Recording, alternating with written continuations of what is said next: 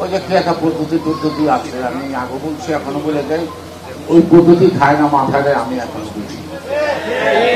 বর্তমান লালবাগের মানুষ একজন নেই, আর দেখা যাবে যে এখানে ওই কুষ্টিয়া থেকে একজন এসে এমপি। এই সরকার তো নির্দলীয়, এই সরকারের তো অন্তর্বর্তীকালীন সরকার, এই সরকার তো কোনো জাত নাই, মানে কোনো দল নাই, কিন্তু কথাবার্তা আলোচনায় সুবিধায় দেখা যায় একটা দুটা দলের প্রতি ওনার দুর্বলতা থাকুক আর না থাকুক, ওনার থেকে সুযোগ সুবিধা নিয়ে যাচ্ছে। এর মধ্যে গুরুত্বপূর্ণ 3টা মন্ত্রণালয় সরকারের হাতে নেয়, কোন একটা সুনির্দিষ্ট দলের হাতে। তার মধ্যে হল একটা শিক্ষা, তার মধ্যে হল একটা স্বাস্থ্য, আর একটা স্বরাষ্ট্র। আমরা নির্বাচনের স্বার্থে ঠিক করে আছি, আমরা যদি এরশাদের বিরুদ্ধে আন্দোলন করতে পারি, আমরা যদি হাসিনার বিরুদ্ধে আন্দোলন করতে পারি, একটা সুষ্ঠু আবার নির্বাচন আদায় করা আমাদের পক্ষে সম্ভব। সেই কারণে যারা ভোটে জয়লাভ করবেন না, অন্য পদ্ধতিতে আপনাকে পার্লামেন্টে আসতেই হবে এমন তো প্রয়োজন নাই। ওই যে কি একটা পদ্ধতি আছে, আমি আগে বলছি এখনো বলে যাই, ওই পদ্ধতি খায় না মাথায়, আমি এখন বুঝি। এই সাধারণ মানুষ বুঝেন কিনা, ওনারা বুঝেন কিনা আমি জানি না।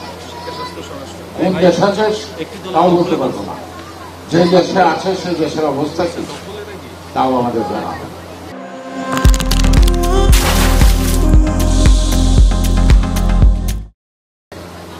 আমেরিকা, ব্রিটেন, ইউরোপীয় ইউনিয়ন যত গণতান্ত্রিক দেশ আছে সব দেশেই নির্বাচন সরাসরি হয় নাকি। এখন আপনাদের মা বাবা যখন বিয়ে করছে, এমনও হইতে পারে আপনার দাদা নানা একসঙ্গে বসে ঠিক করছে, বিয়ের দিন দেখা হচ্ছে, তাও এক ঘরে আরেক ঘরে মাঝখানে কথাবার্তা নেওয়া করছে, কবুল হবে। হয়তো তার কবুল হওয়ার পরে স্বামী স্ত্রীকে চলবে, স্ত্রী স্বামীকে চলছে, সেই জন্য নাকি আশা করে আছে। আপনার মেয়ে আপনার কথা মতো কি একটা ছেলে পছন্দ করবো? আপনাকে কমপক্ষে ছেলেরও মত নিতে হবে, মেয়েরও মত নিতে হবে, সকলের মতামতে আগে গুরুত্ব দিতে হবে। আপনি যারা ভোট দেবেন তারা ছিলেন না, জানেন না, কারে ভোট দেবেন, কারে ভোট দেবেন অন্ধকারের মধ্যে?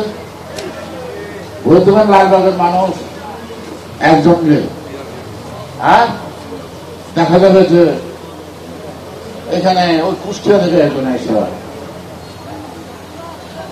এমপি। আপনি তো সুখে দুঃখে সাধারণ মানুষ যাকে সামনে পাবে তার কথাই তো ভাববে, তাই না? তাই মানুষের তো বিভিন্ন সমস্যা থাকেই। এখন আজকে লালবাগের মানুষ, এই অঞ্চলের মানুষ একসঙ্গে সামনে পূজাকে কেন্দ্র করে আমি কুষ্টিয়ার এমপি হলে তো এটা করতে পারতো না, তার ডাকে